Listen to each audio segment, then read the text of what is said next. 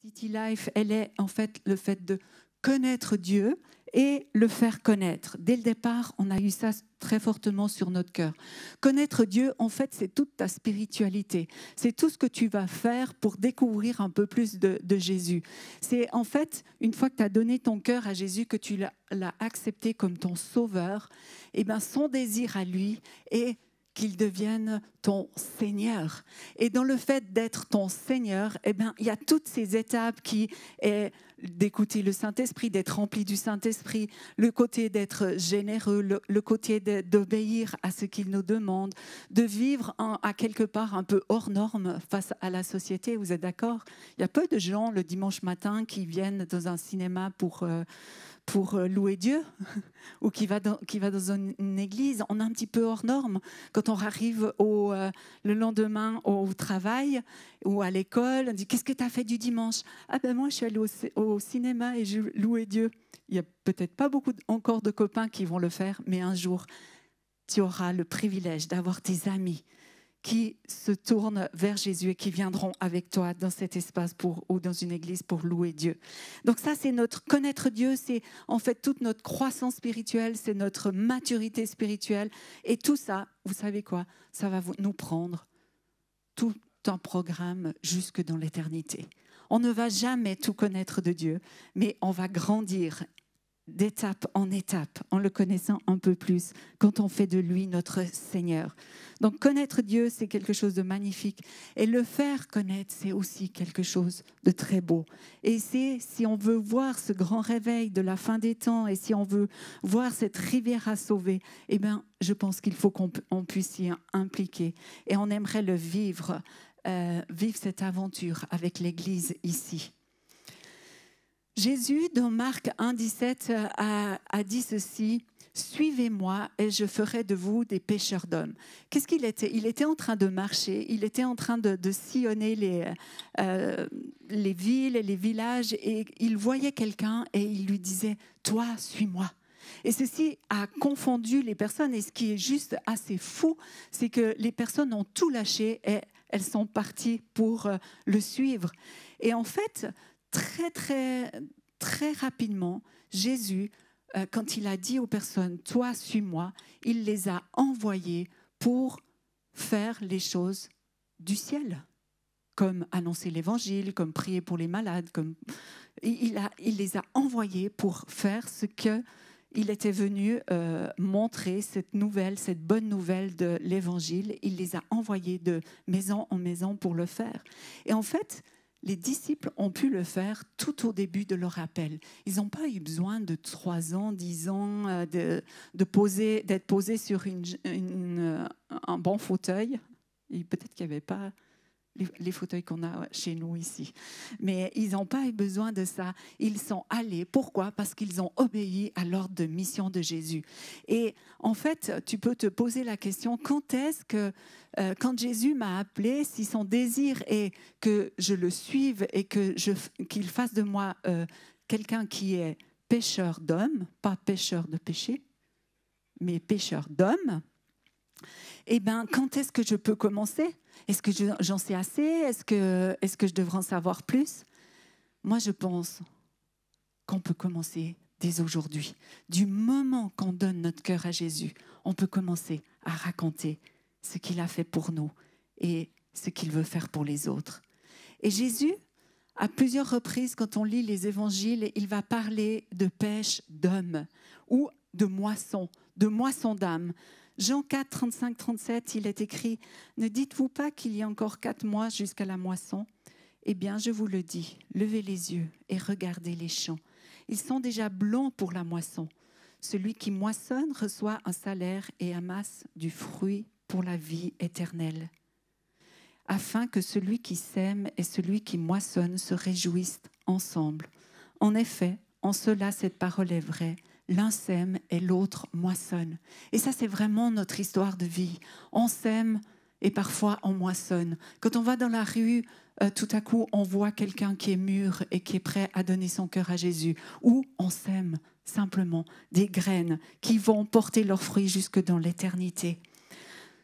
Dans Luc 10, 2, Jésus va dire ceci, « La moisson est grande, mais il y a peu d'ouvriers. » Et c'est la suite qui m'a vraiment confondue et interpellée. « Suppliez donc le Seigneur de la moisson en sorte qu'il pousse des ouvriers dans sa moisson. » Waouh! Suppliez donc le Seigneur de la moisson en sorte qu'il pousse des ouvriers dans sa moisson. Suppliez. C'est fou, supplier. Vous avez déjà vu les enfants quand vous suppliez vos parents, qu'est-ce que vous faites?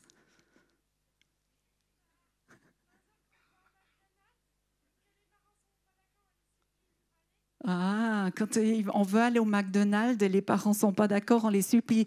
Mais comment tu dis? Tu dis, oh, j'aimerais tellement aller au McDonald's. Papa, s'il te plaît, papa, maman, s'il te plaît. Ah, papa, maman, s'il te plaît, suppliez Dieu pour qu'il envoie des ouvriers dans la moisson. Eh ben, c'est d'avoir cette attitude qu'ont les enfants quand ils désirent quelque chose. C'est dire, Seigneur, et c'est vraiment notre cri, et souvent on prie dans ce sens-là, Seigneur, envoie tes ouvriers dans la moisson. Envoie tes ouvriers dans la moisson. Si Jésus a dit que la moisson, il y a plus de 2000 ans qu'elle était mûre, au jour d'aujourd'hui, elle est ultra mûre. Ultra mûr, vraiment.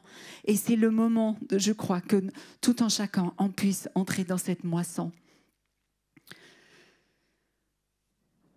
Il y a quelque temps, on vous avait parlé de la carte Oikos. Peut-être tu peux la mettre. Voilà. Est-ce que des personnes ont rempli cette carte Oikos?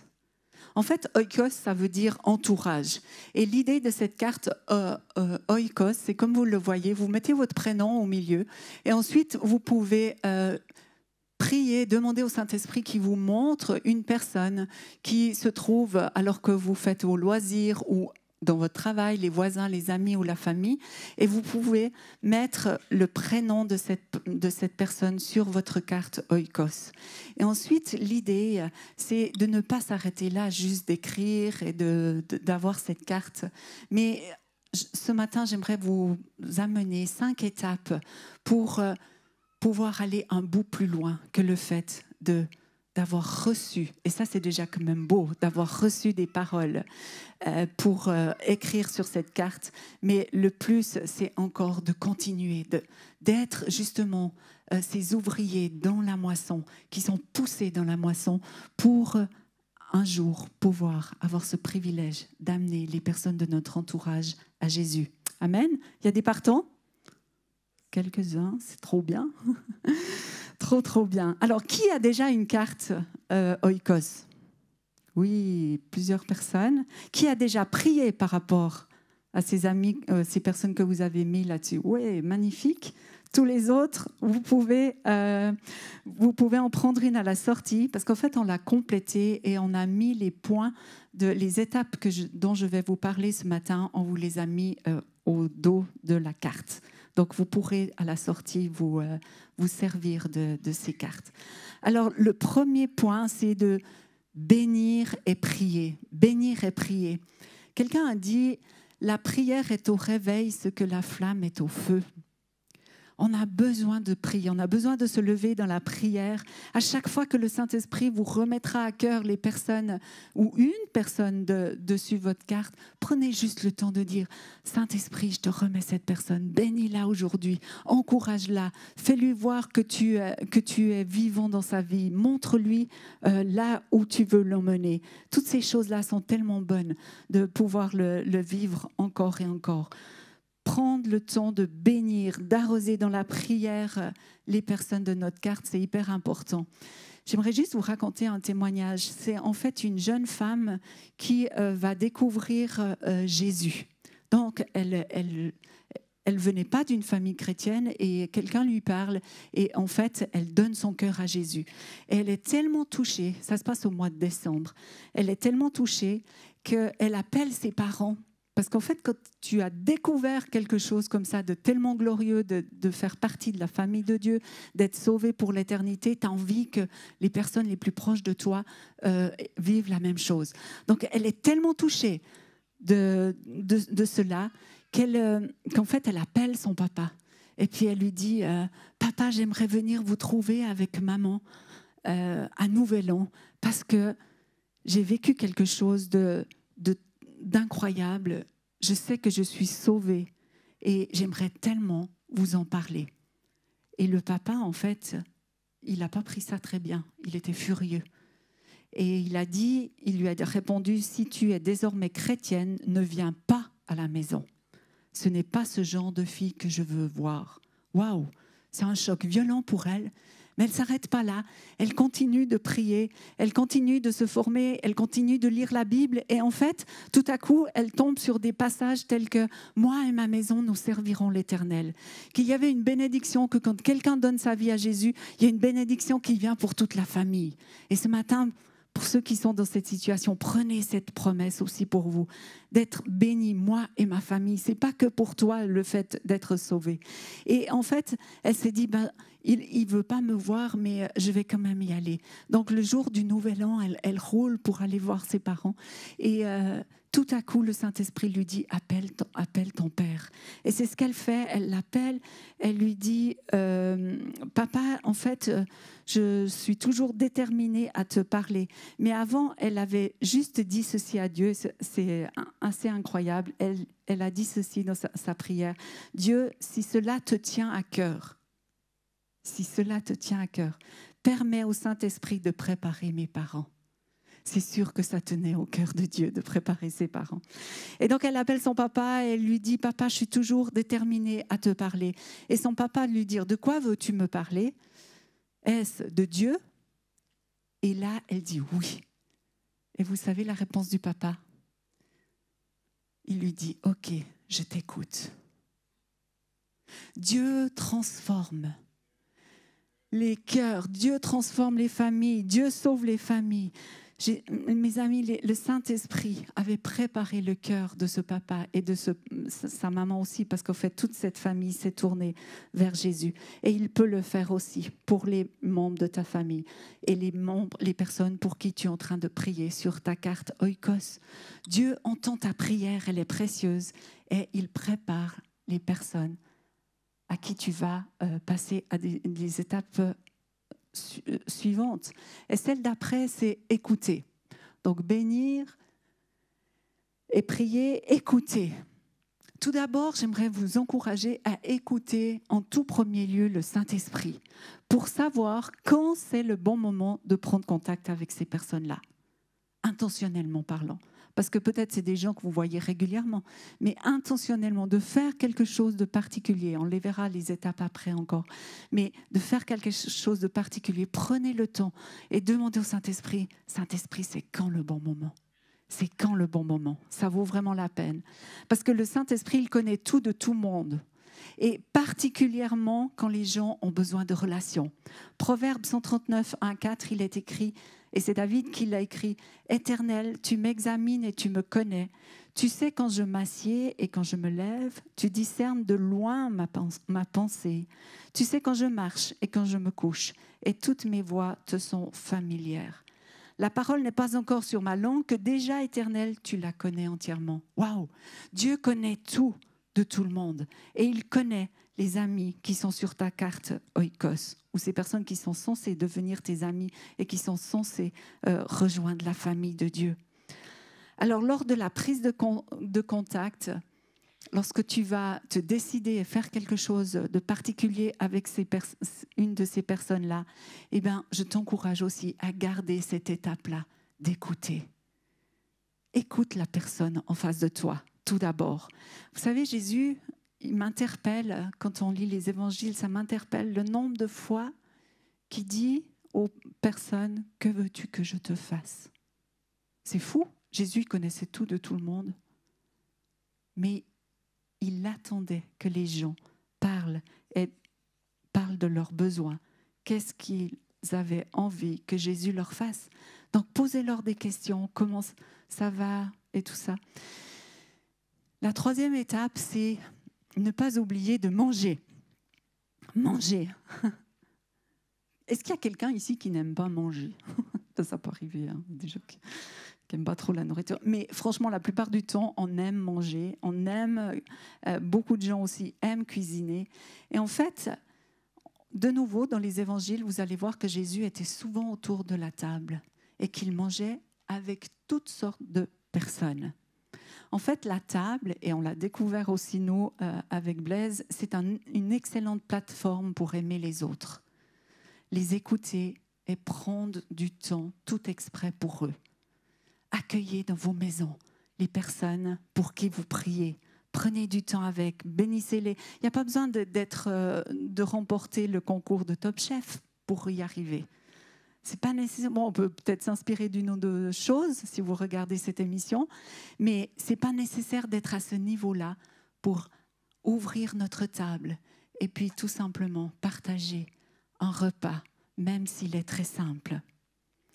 La 4e étape, c'est investir dans le service. Regardez si vous pouvez servir ces personnes. Regardez si vous pouvez les encourager en leur, je sais pas, en amenant un repas, en lavant la voiture, peu importe, tendant le gazon. Il y a différentes choses que le Saint-Esprit va vous mettre à cœur de faire. Et même si c'est un peu farfelu, eh ben, osez le faire. Parce que je crois qu'après, quand Dieu nous demande quelque chose, après, le cœur des personnes est vraiment ouvert. Dieu va toujours rechercher notre obéissance. Jésus, lui, il a lavé les pieds, il a multiplié de la nourriture. Il a fait plein de choses pour que les gens soient confortables. Et je crois que les personnes autour de nous ont besoin qu'on leur rende service. Donc, prends du temps pour leur rendre service. Et ensuite, on en arrive à la dernière étape, et qui est très importante. Toutes les étapes sont hyper importantes, mais la dernière, elle est vraiment importante. Et à un moment donné, il faut arriver à cette étape où on raconte l'histoire de Jésus ou mon histoire avec Jésus. Comment j'étais avant de donner ma vie à Jésus? Pourquoi j'avais peur de la vie éternelle? Pourquoi j'avais peur que si Jésus revienne, je ne sois pas prise? Ça, c'était mon cas. Pourquoi j'avais toutes ces choses qui étaient là? Je peux le raconter. Et qu'est-ce qui a changé dans ma vie? C'est le fait que j'accepte Jésus. C'est le fait que j'accepte le baptême du Saint-Esprit et le fait que j'accepte aussi de me faire baptiser. Comme aujourd'hui, on va voir un baptême. Une personne qui a choisi de se faire baptiser. Suite à ça, je n'ai plus jamais eu la peur de ne pas être prise, la peur de ne pas aller au ciel pour l'éternité. L'éternité, c'est quand même quelque chose. Et quand tu as cette assurance de ton salut, eh ben, tu peux le raconter à quelqu'un qui est en face de toi et qui va entendre ton témoignage. À un moment donné, il faut prendre son courage à deux mains et le faire, parce qu'autrement, on reste dans une amitié qui ne va pas changer la vie des personnes. Et notre cœur, notre désir, c'est qu'on puisse cueillir les âmes qui sont mûres. Donc, raconte ce que Jésus a fait pour toi. Est-ce que tu auras une réussite à 100%? Est-ce que vous pensez que vous allez avoir une réussite à 100%? Oui ou non? Pas forcément. Ne nous leurrons pas non plus. Nous ne sommes pas meilleurs que Jésus. Et Jésus, il a aussi eu des personnes qui n'ont pas accepté de le suivre. Pas beaucoup, mais il y en a quand même eu. Et en fait, il nous a donné une parabole dans Matthieu 13, les versets 18 à 23. Elle n'est pas notée là, mais je vais juste vous la raconter. C'est l'histoire du semeur. C'est un semeur qui est en train de semer. Et en fait, il dit qu'il y a 4 sortes de terrains. Et le terrain, en fait, c'est les personnes que l'on cible, les personnes à qui on veut raconter notre histoire avec Jésus ou l'histoire de Jésus. Et dans ces terrains-là, il y a 4 sortes de personnes différentes. Les premières, disons, une sorte de personnes, c'est celles qui entendent. Elles entendent ce que tu dis. Elles entendent, mais elles ne comprennent pas. Il y a une autre sorte, elles entendent, elles acceptent avec joie, elles sont tellement contentes pour toi, mais en fait, elles ne s'enracinent pas. La troisième, ce sont des personnes qui entendent, mais en fait, les préoccupations du monde, le désir de l'attrait de la richesse ou différentes choses ne leur permettent pas d'aller plus loin. Mais il y a la quatrième cible de personnes, c'est celles qui entendent la parole de Dieu, qui la comprennent. Et ces personnes-là vont porter, la Bible nous dit, 160, 30 fruits. Ça veut dire que ces personnes-là, à leur tour, vont faire ce que tu es en train de faire pour elles. À leur tour, elles vont prendre des gens dans leur entourage. À leur tour, elles vont commencer à avoir de l'amour. À leur tour, elles vont commencer à écouter. Elles vont manger avec d'autres personnes. Elles vont investir dans le service. À leur tour, elles vont raconter l'histoire de Jésus à quelqu'un. Et ce quelqu'un va devenir un disciple de Jésus comme nous le sommes aussi. Waouh! Et ce matin, j'aimerais t'encourager. Le peu ou le beaucoup que tu connais de Dieu, ne le garde pas pour toi, mais partage-le dans ton entourage. Essaye d'être actif. Essaye de... Même si ça te met au défi, je sais que ça nous met au défi. Pour moi, ça me met à chaque fois au défi. Que je sorte dans la rue, que j'invite quelqu'un chez moi qui n'est pas encore dans la foi, que je décide, Saint-Esprit, c'est quoi que je peux faire pour aider cette personne? Comment je peux l'écouter? Ça me met chaque fois au défi. Mais une fois que j'ai pu le faire, c'est tellement une paix, une joie. C'est tellement bon. C'est tellement bon de pouvoir faire connaître ce que Jésus a fait dans ma vie et dans ta vie. Alors ne te prive pas. Décide d'aller plus loin avec ton Dieu et décide de lui obéir et d'être un de ses ouvriers, une de ses ouvrières dans la moisson. 1 Corinthiens 3,6, Paul disait « Moi j'ai planté, Apollos a arrosé, mais c'est Dieu qui fait pousser. » C'est Dieu qui fait pousser. Et garde cela à ton esprit. Ce n'est pas à toi de convaincre les gens de pécher. C'est plutôt à toi de raconter ta vie magnifique avec Dieu. Ton assurance de la vie éternelle, la paix que tu reçois, que tu as reçue. C'est ces choses-là que notre monde a besoin d'entendre. Il y a beaucoup de tristesse, il y a beaucoup de troubles dans notre société. Mais notre lumière, ta lumière, Jésus en toi, le Saint-Esprit en toi, va briller beaucoup plus fort que les ténèbres. Donc c'est pour vraiment tout un chacun de pouvoir entrer dans ce concept-là. Et si vous êtes intéressé à vous challenger en petite équipe, eh ben, vous pouvez nous rejoindre à partir du 4 octobre. Je crois qu'il y a une annonce qui va être faite à partir du 4 octobre chez nous à Chardonne. Inscrivez-vous sur le site internet si vous voulez nous rejoindre, mais nous allons nous encourager les uns les autres dans ces différentes étapes parce que nous croyons vraiment que le fait de nous encourager. La Bible nous dit « excitez-vous à l'amour ». Et on aimerait vivre cela dans ces petits groupes de découverte, d'apprendre comment je donne mon témoignage, d'apprendre comment je prie pour une personne pour qu'elle soit remplie du Saint-Esprit, comment je l'amène au baptême d'eau. Toutes ces choses-là, on aimerait le vivre ensemble. Donc, si vous êtes interpellés dans ce sens-là, eh bien, rejoignez-nous à partir du 4 octobre. Je prie vraiment que Dieu vous bénisse dans votre témoignage avec les personnes de votre entourage et qu'il vous donne du succès déjà même durant cette semaine. Soyez bénis.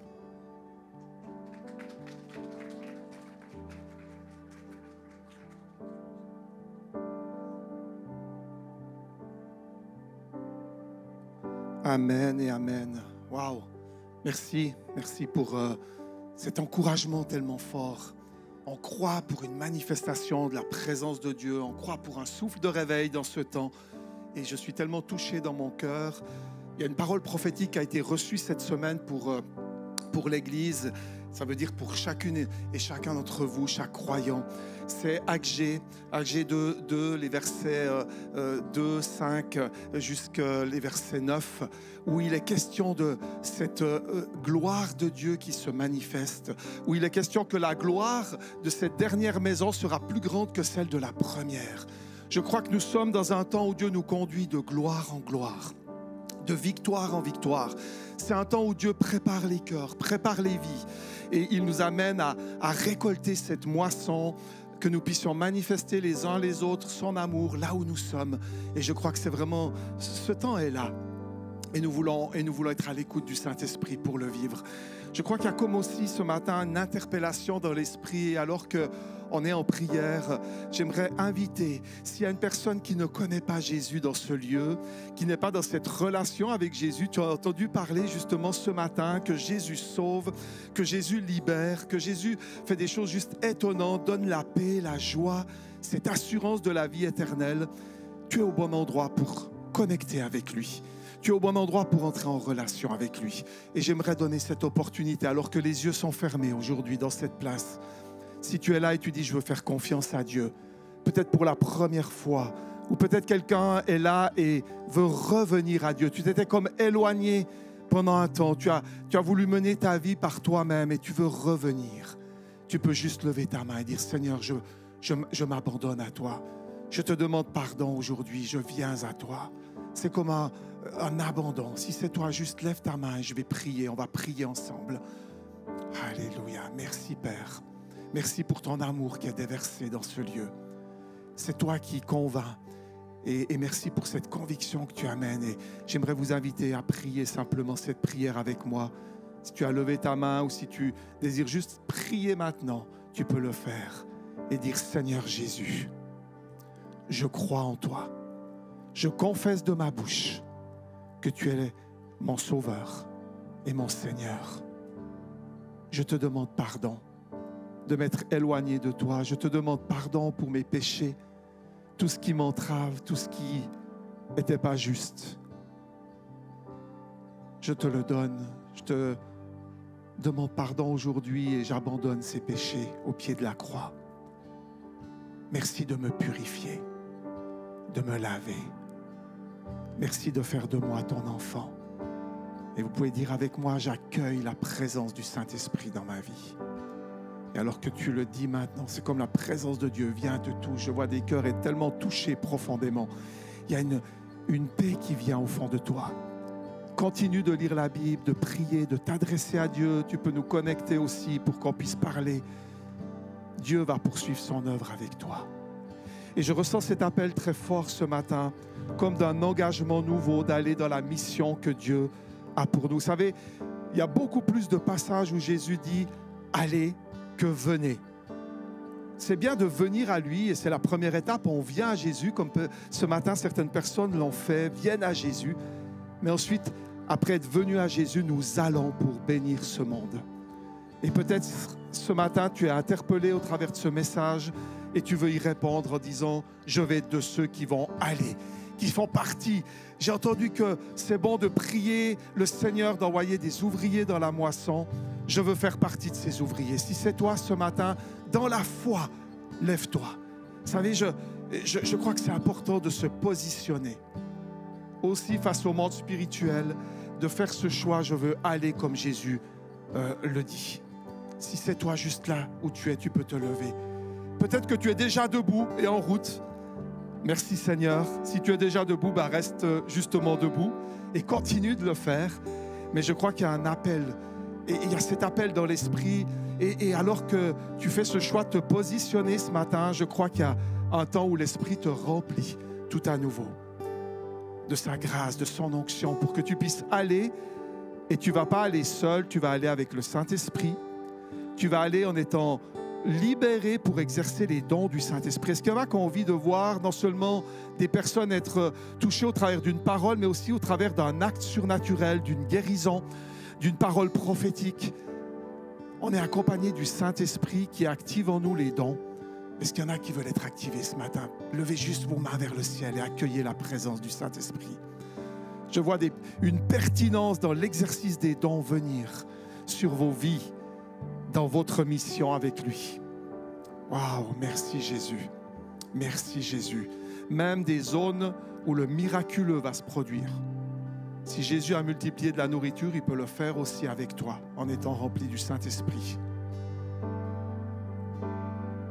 Peu importe, quel que soit le besoin, Dieu t'équipe, te remplit maintenant. Plus Saint-Esprit, on accueille ta présence aujourd'hui dans nos vies. Merci. Merci. Merci parce que tu pourvois à chaque besoin. Tu pourvois au travers de nos vies alors qu'on s'offre à toi. Vous savez, Ésaïe s'est offert à Dieu, il l'a tellement touché. Il a touché ses lèvres, il a touché tout son être. Et Ésaïe a pu transmettre la parole de Dieu, être une bénédiction. Il a pu dire, me voici, envoie-moi. Waouh, ce matin, est-ce que vous pouvez dire à Dieu, me voici, envoie-moi, envoie-moi. Merci Seigneur. Merci Seigneur parce que tu places les opportunités. Merci Seigneur parce que tu nous conduis. Sois loué, sois béni Jésus. Amen et amen.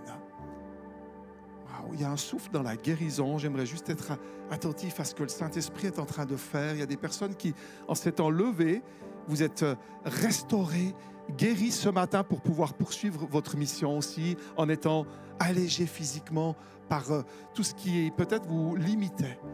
Il y a un souffle dans la guérison. Est-ce que quelqu'un a besoin d'une guérison, d'un attouchement, que ce soit au niveau des os, des dos, du sang, peu importe le besoin. Je vois ce souffle qui vient et c'est comme si le Seigneur disait, mais je touche les corps tout simplement. Et il n'y a pas forcément besoin de préciser chaque maladie. Quand Dieu agit, sois juste celui qui saisit maintenant dans la foi la guérison. Waouh! Il y a une vision renouvelée aussi ce matin. Merci Jésus. Il y a un discernement renouvelé. Quand Edith parlait, je voyais comme des écailles qui tombent des yeux pour aller de gloire en gloire. Je le disais dimanche dernier, et refléter la gloire de Dieu. On a besoin que le voile tombe, que tout ce qui nous aveugle soit ôté pour qu'on puisse discerner et voir dans l'esprit, pour ensuite agir sur la terre. On commence par voir dans l'esprit, on agit sur la terre. Que les voiles tombent aujourd'hui. Que tout ce qui limite s'en aille dans la puissance du nom de Jésus. Amen. Est-ce qu'on peut donner gloire à Jésus? Et alors qu'on le fait, waouh, il est tellement bon. Alors qu'on le fait, j'aimerais inviter ce matin mon ami Frédéric qui va se faire baptiser tout à l'heure. Il est là avec ses 2 filles. Frédéric a un parcours de vie, waouh, qui a été pas mal chahuté. J'ai eu l'occasion d'être avec lui cette semaine. On a fait toute une préparation au baptême et je sais que Dieu a fait des choses tellement belles dans ta vie, de là où tu étais et là où tu es aujourd'hui. Et peut-être juste en 2-3 minutes, si tu peux juste nous partager ce que tu avais à cœur. Je crois que Dieu t'a parlé aussi. Donc merci Frédéric. Merci Blaise. Bonjour à tous. Alors au début, je voulais pas trop parler, mais au final, je suis tombé sur un verset qui m'a touché. Donc c'est Luc 14, 26. « Si quelqu'un vient à moi et n'est pas prêt à renoncer à son père, sa mère, sa femme, ses enfants, ses frères, ses sœurs et même à sa propre vie, il ne peut être mon disciple. » Alors aujourd'hui, j'ai choisi de donner ma vie à Jésus parce que je vois que si on suit sa propre vie, ses propres envies, on court après des vanités. Et j'ai aussi vu ce que c'est de ne pas suivre la parole de Dieu par rapport à des expériences. Donc aujourd'hui, je choisis vraiment de mourir à moi-même pour accueillir Jésus et pour porter du fruit en fait. Et ce que je trouve magnifique, c'est que dans la version anglaise, ça va encore plus loin parce qu'il parle d'haïr sa propre vie. Donc c'est vraiment de laisser venir Jésus en nous et de le laisser vivre à travers nous. Et voilà. C'est mon choix, ouais. Merci. Sois béni, Frédéric. Et on veut t'accompagner dans ce choix. Tout à l'heure, vous pourrez vous diriger vers le lac. Il y aura aussi un apéro, il y aura un temps de convivialité. Puis on veut vivre ce baptême et on se réjouit. Puis en attendant, tu peux déjà aller à l'arrière, vers le stand prophétique. Il y a une équipe qui veut prier pour toi et te bénir déjà ce matin. On veut louer Dieu ensemble avec l'équipe.